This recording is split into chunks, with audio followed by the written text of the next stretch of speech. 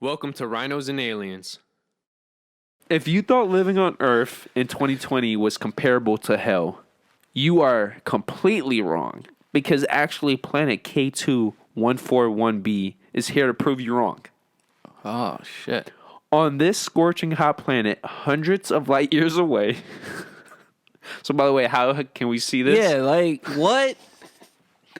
People just taking trips out here or something? What the fuck? It's not like you can see it unless... The telescopes, bro. Nah. Not light years away like that, though.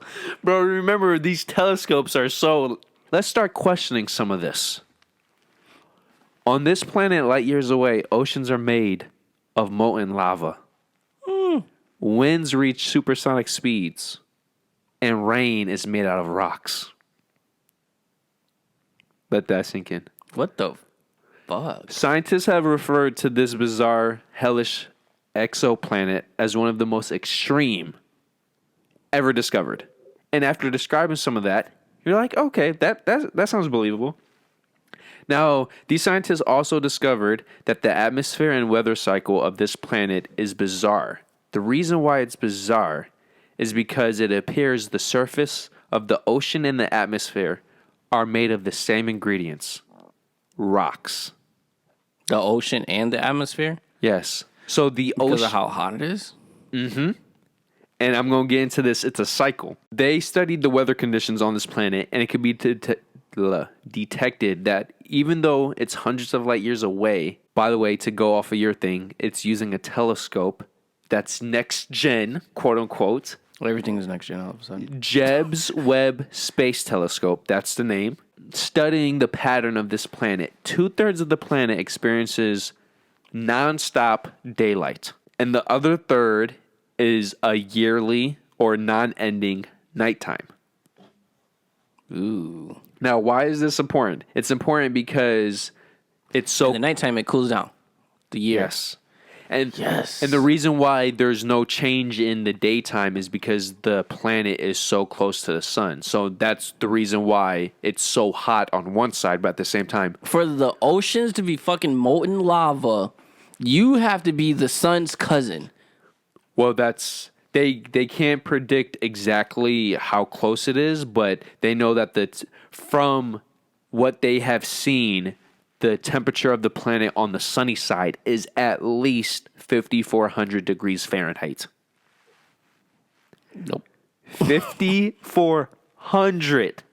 So 5.4 thousand degrees Fahrenheit. That's probably on a cool day. So not only is it hot enough to melt rocks, but it's also hot enough to vaporize them. Nope. To create a thin atmosphere that is unbearable, so no living organism can actually live and breathe that air. And then the rest of the planet that is cloaked in never-ending darkness reaches temperatures as cold as negative 328 Fahrenheit. So the sunny 2/3, 5,400, the cold side, negative 328. And then this is what Daniel smartly assumed. That's where the process of it rains rocks comes from, because as the cycle of these oceans go around the planet, it starts off molten in liquid form, turns into rock, hot. and then as the rock goes back to the other side, it's falling rock and then turning into liquid. This is wild. So the temperature is never changing because of all the sun, no sun. Yeah, But because of how Earth's work and the rotation of, quote unquote, the atmosphere. It's like that one day can switch up the whole year. Yeah. Depending on, but just to be clear, depending Or that on one week, I would say. what side of the planet you are on, technically speaking, it's always the same weather. It's just a rotation of that weather. So it's like seeing a moving slide where this one rock starts off as a rock, turns into a liquid, and immediately turns back to rock because of the temperatures. Yeah. But depending on where you are on the planet, it's the same. You're consistently just seeing rocks. Water. Or and molten rock. Because there is no water. The water evaporates Yeah. instantly. Fuck that. And to finish out this topic, In Earth's water cycle, water evaporates, rises into the atmosphere, condenses, and returns to the surface as rain. So that's what happens on Earth. Now imagine this on K2-141b, except instead of it being water, It's rocks. yes.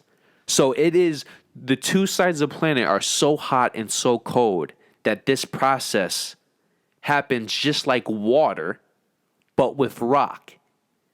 And just to remember, water is much less dense than rock, and it's a lot more fluid. It's much easier to change from gas to a liquid to a solid. Rock is not.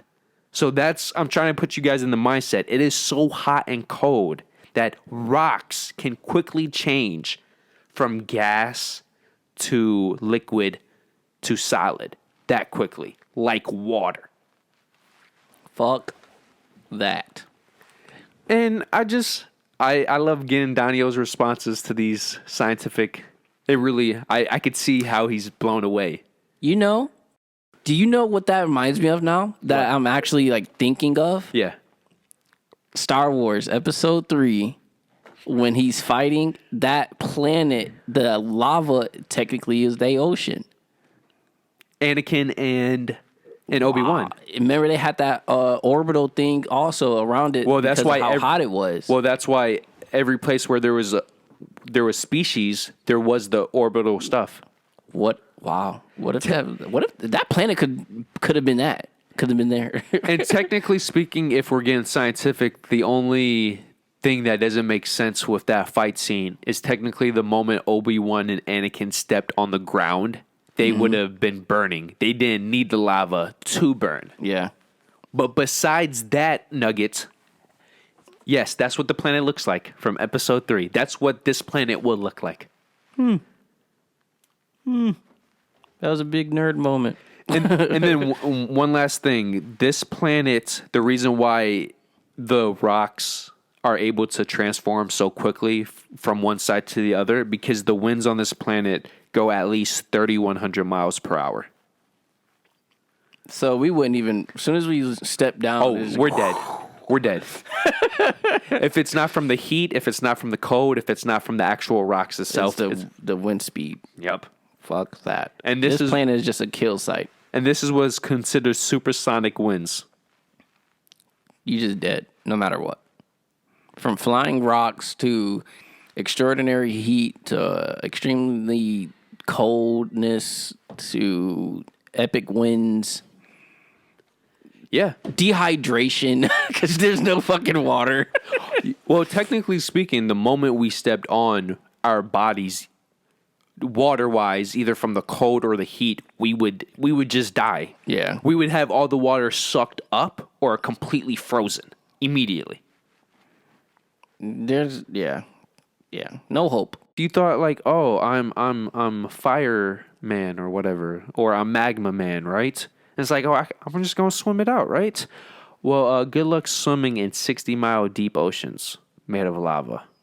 So even if you won't die from the lava itself, just like actual oceans where waves and currents happen, It's like that, but with lava. good luck. Good luck.